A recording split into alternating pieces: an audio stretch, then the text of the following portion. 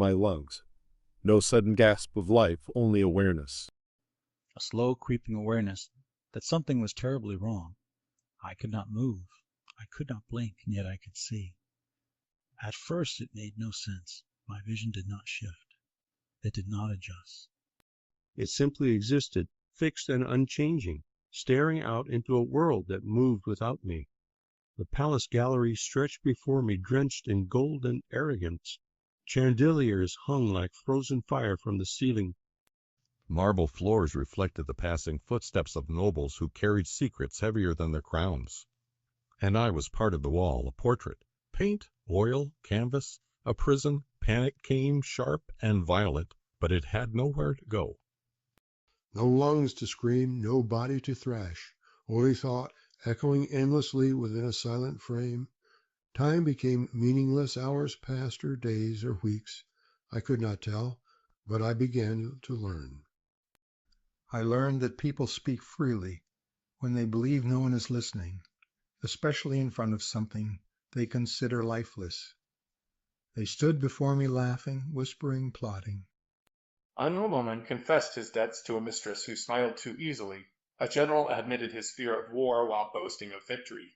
A servant trembled as she delivered letters that could destroy kingdoms, and through it all I watched helpless. Trapped behind layers of cracked paint that felt like chains wrapped around my mind, that was when I realized this was no accident. This was a curse. The discovery came like a fracture in reality itself. I pushed against the boundary of my existence, and for a moment I felt resistance, not emptiness, not oblivion, but structure. Something held me here. The pigments, the strokes, the frame. They were not just materials. They were binding. Someone had anchored me to this canvas, sealed my consciousness into art, like a specimen trapped into glass. And whoever did this wanted me to watch. Then he came, the man who was never meant to hear me. He entered the gallery alone, not like the others. They walked with arrogance or boredom, but he walked like a man already condemned. The servants avoided him. The guards watched him. The air itself seemed heavier around him. The disgraced duke, once powerful now. Nothing stripped of title, of influence, of respect. A man erased. He stopped in front of me longer than anyone ever had. His eyes lingered, not admired, not dismissive, but studied, and then he spoke. The voice did not reach my ears. It echoed in my mind. For the first time, someone had heard something. I did not know how to respond, but desperation pushed me forward. I forced my thoughts outward, through the paint, through the frame, through whatever unseen barrier held me captive. You can hear me, he did not move, but I felt his awareness lock onto me. What are you, he asked? There was no fear in his voice, only curiosity. That told me everything.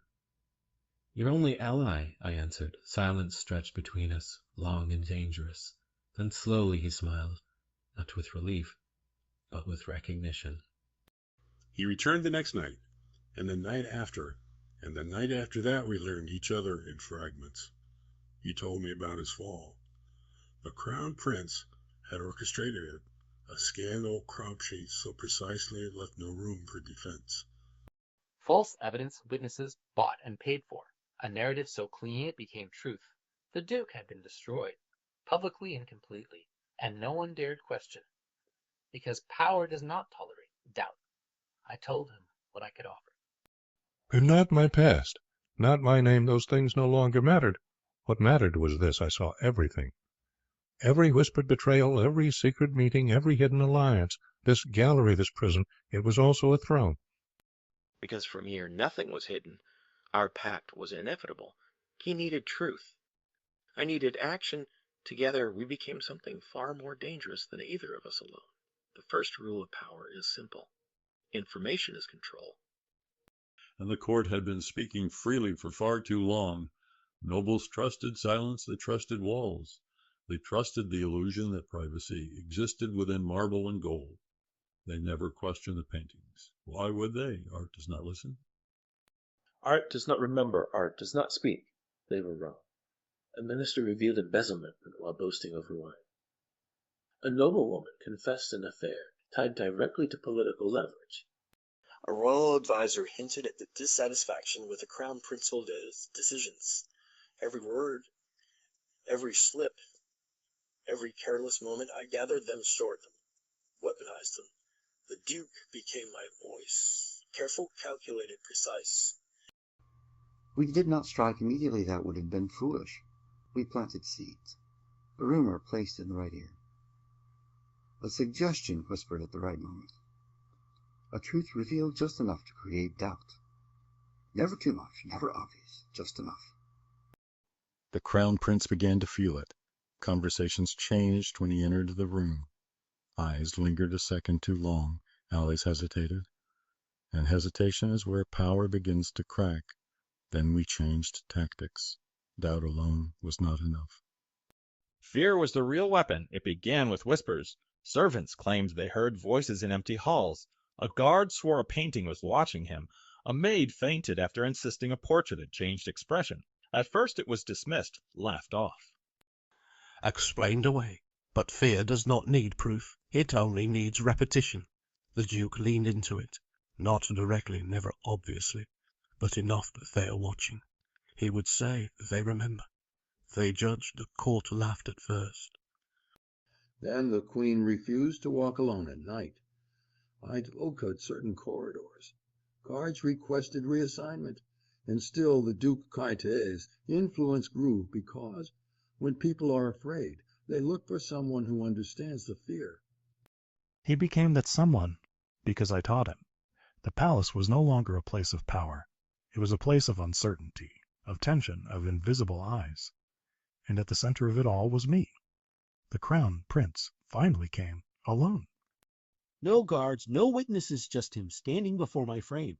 His eyes were sharp, focused, dangerous. He had followed the pattern, traced the disruption, and somehow it had led here.